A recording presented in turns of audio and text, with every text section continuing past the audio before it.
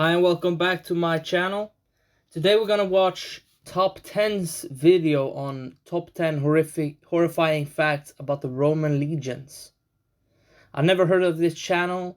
I just saw it on recommended and I thought, why not? Original video is down below, and hit that like and subscribe button and let's see what this is. Hello, I'm Simon Whistler, you're watching TopTenz Net, and in the video today we're looking at the top 10 horrifying facts about the Roman legions. Number 10. Their military training. Around Rome's beginning, its army was only comprised of local farmers who would be hurriedly called into action fighting skirmishes with neighboring settlements. All of this would change. Like almost every military in the world when they are starting off, right? Because how else are you going to get people in it? You have to force them at first, right? Sadly. Change, however, in 390 BC when an army of Gauls utterly defeated the Romans and then descended upon the city itself. They continued on sacking and pillaging Rome for the next 6 months until finally they were paid off to leave. The Romans got away. Oh yeah, I thought we saw this in the previous Roman video, the one in 20 minutes. If you want to check that one out, it will be in the description down below. But that was, I forgot that happened. So okay, so it was the Gauls here that did that, right? Okay. Wake-up call, which would change their destiny forever. They spent the next following centuries perfecting their legions by systematically training and organizing a professional military machine like nobody had seen before. There were endless drills and marches to the point of exhaustion. Roman soldiers were attending weapons training every morning and practiced melee combat with wooden swords, spears, and shields twice as heavy as their real. That guy is not in the Roman Legion. Dude, if that guy was in the Roman Legion at that time, I mean, yeah. I understand it's reenactment, but still. Okay. Counterparts. Part of their daily training also involved a 19-mile-long march to be completed in 5 hours while carrying a full pack of weapons, shield, food rations, cooking supplies, and a short spade, along with their own personal kit. No other army in the world at the time would receive such a rigorous training, which gave the Roman legions a tremendous advantage in waging war. Number 9. Discipline through fear.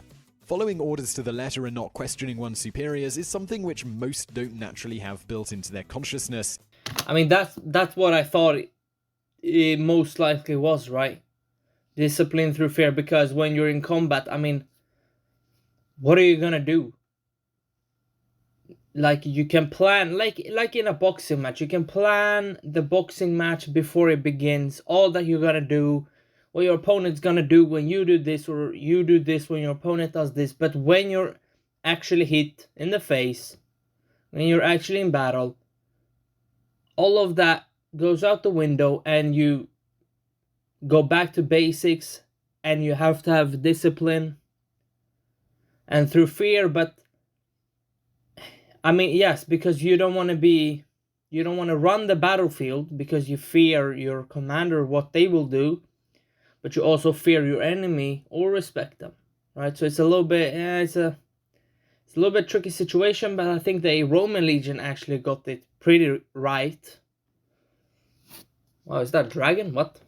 Severe punishments for even the slightest of offenses was something common within any Roman legion. Soldiers would oftentimes be stoned to death by their comrades for cowardice in battle or even for falling asleep at their posts while on sentry duty. Minor offenses were handled by the centurions, military officers, who always carried vine branches in order to strike at their legionaries. And since these officers were held directly responsible for the behavior of the men serving under them, whippings were commonplace in a Roman military camp. This ruthless treatment nevertheless proved useful time and time again, as the men became more reliant and trusting of each other for their very survival in the extremely harsh conditions they endured at the fringes of the empire. In short, this discipline instilled through fear gave Roman soldiers a far better chance of survival if they blindly obeyed their superiors than if they did not. Number 8. Alright, so that makes sense. All of that makes sense.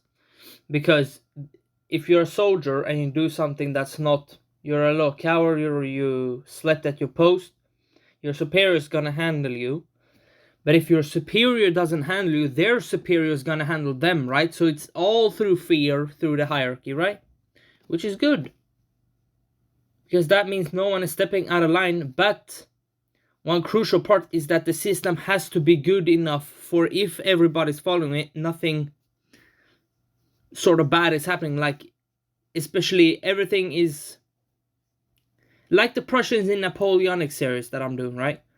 The Prussian soldiers are rigorous. They're professional, but the leaders of those armies are a little lackluster, right? They're not cowards, but they don't know what they're going to do. They're a little hesitant. Of course, it's Napoleon that they're phrasing, but still, right?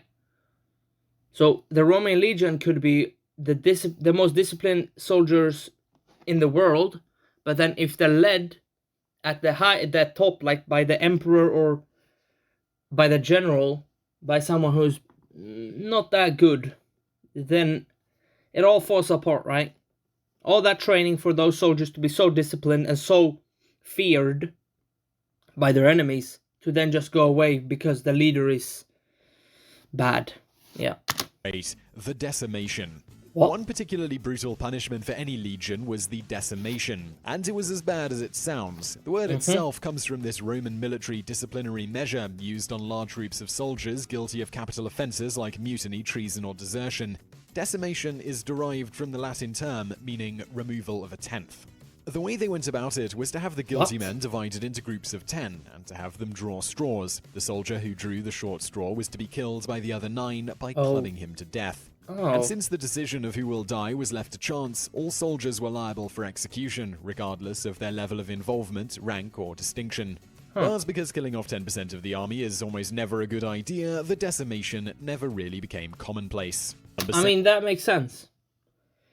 That they wouldn't have that, like that common. It would be probably an extreme punishment, which makes sense. But you wouldn't want to take off 10% of your army, even 5%, right? I mean, we saw this with Joseph Stalin ordered anyone who retreated to be shot, right? I mean, it worked out in the end, but the losses are worse than the people you're fighting against. Then I don't know if that was such a great idea, but okay. 7. Weapons and and armor. As Rome expanded its borders, the army became more standardized, with the equipment being provided by the state. Their first line of defense was the chainmail shirt. The main advantages of the chainmail were its lightweight and that it offered good protection against slashing swords. During the 1st century AD, however, the chainmail was partially replaced by segmented plate armor. Though heavier and with a higher maintenance, plate armor offered a great deal more protection against piercing attacks. The Roman helmet was redesigned and improved over the centuries. It was fashioned in such a way as to offer maximum protection, but without blocking the senses. It had large cheek pieces as to protect the side of the face, but not to cover the ears, so the soldiers could hear the commands given by the centurions. The crests, oftentimes made out of horsehair or sometimes feathers, had the purpose of making the wearer appear larger and fiercer, as well as to distinguish between the ranks. Further protection came from the Roman shield. It was made of layers of wood glued together and covered with leather and metal. The shield was also curved, thus offering more protection to the sides. Due to its size, the shield was also used as an offensive weapon and worked perfectly in combination with the Roman short sword. Number 6. That all was nice. I mean, the one with the horsehair on the helmet, right? It looks weird. It's like a... it's like that dinosaur in Jurassic Park that opens up like its ears or something. And it's like a peacock, right? When it opens up its feathers, right? It's mesmerizing, but it's also scary in a way, right? The thing with the helmet also that it has cheek protection, that's pretty smart. And left a gap for the ears, that's smart as well. Yeah, that's pretty cool. It makes sense that they got rid of the chainmail armor. I don't know if they got rid of it entirely, but at least at the chest. So they had a plate armor, which is better against piercing. Slashing as well, but more specifically piercing. Okay, that's pretty cool. 6. Battle tactics and formations. But what truly made the Roman legions the best fighting force in the ancient world was the structured nature of the army and the formations they used in battle. A legion was comprised of 4,800 men, divided into 10 cohorts of 480, which in turn contained 6 centuries of 80 soldiers, each commanded by a centurion. The highly structured form offered the army both unity among the ranks as well as a great deal of coordination on the battlefield. Most of the barbarians the Romans were in conflict with fought in loose arrangements, and each warrior sought individual glory. But every one of the 4,800 soldiers in a Roman legion had a precise role to play in a master strategy. A typical assault would begin at long range, using catapults which shower the enemy with boulders and iron bolts. Next, the legionaries would launch their javelins, made of a wooden handle, and a long iron head, the pilum as it was called by the Romans, would bend on impact, preventing the enemy from throwing it back. Then the soldiers would stand shoulder to shoulder, swords out, and begin their advance as a moving wall of death and destruction. With the shield extending from their chins almost down to their ankles, there wasn't much a group of disorganized tribesmen could do. That's awesome. All those tactics, awesome. And the one with the spear, when it lands, it bends, so when they throw it back, it can't be used against them. That's smart. Right? The shield, obviously, they're very famous for the shield. That's awesome. Right? Almost to the chin, to the ankles. Yeah. What are they gonna do? Sweep them? Yes, you can try. But one distinction, though, is that they don't have spears. They have swords instead. So they have to come a little bit closer to fight. But it's better for movement and discipline, probably. Okay. Makes sense that you use you throw things at your enemy first and then go and advance and do the close quarters fighting first, right? It makes sense. Instead of going close quarter and then throwing your javelins, and that doesn't make sense. Okay, let's see. 5 sea battles fought on land. A shortage of skilled Roman soldiers came in the form of sea warfare. As Rome took control of most of the Italian peninsula, they turned their attention out to sea.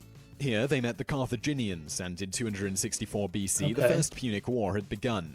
This 23-year-long conflict between the two Mediterranean superpowers was fought over control of the strategically important islands of Sicily and Corsica. While Carthage boasted a sizable military fleet, Rome did not. Nevertheless, the Romans quickly countered that disadvantage by building their own navy, following a design stolen from the Carthaginians themselves. Still lacking any real seafaring experience, and while waiting for the ships to be built, the legionaries began practicing rowing in unison while still on dry land. Since they were expert melee fighters, they came up with an ingenious invention to turn sea battles into land battles. This secret weapon came in the form of the corvus, a boarding bridge 4 feet wide and 36 feet long, which could be raised or lowered at will. It had small railings on both sides and a metal prong on its backside, which would pierce the deck of the Carthaginian ship and secure it in place. With it, the Romans were able to defeat their enemy and win the war. Oh my, how ingenious is that? What? So they turned a sea battle into a land battle, and they didn't even have experience on the sea. And they were fighting the Carthaginians. I mean, they are not the master of sea, but they're up there, right? Wow. I mean, I have to react to the First Punic War. That sounds very interesting. Let me know in the comments if you know a good video of that. Alright. For Bellum Gallicum. What? The Gallic Wars, or Bellum Gallicum, were a series of military campaigns waged by the Roman legions under Julius Caesar against the Gauls living in present-day France, Belgium, and parts of Switzerland. These wars lasted from 58 BC to 52 BC and culminated with a definite Roman victory and expansion of the Roman Republic over the whole of Gaul. But these wars weren't waged for the glory of Rome per se, but rather for the political ambitions of Caesar himself. He recruited and paid his own legions, which made the soldiers highly devoted to him and him alone. Even though the region was home to somewhere around 15 to 20 million people, his successes were in large part due to the fact that the Gauls were a conglomeration of loose tribal armies that lacked any real discipline and cohesion. This way, Caesar had to fight each band of warriors as he encountered them, and the campaign stretched on for much longer than he initially anticipated. Vercingetorix's victory of 100 battles managed to finally rally the tribes against the Roman legions, but it was too little too late. At the Battle of Alesia in 52 BC, Vercingetorix almost prevailed against Caesar, but ultimately lost the battle. By the time the Roman conquest of Gaul had ended, over 1 million Celts lay dead, and another 500,000 were sent into slavery. Wow. Hearing those numbers, wow. From that time as well, oh my.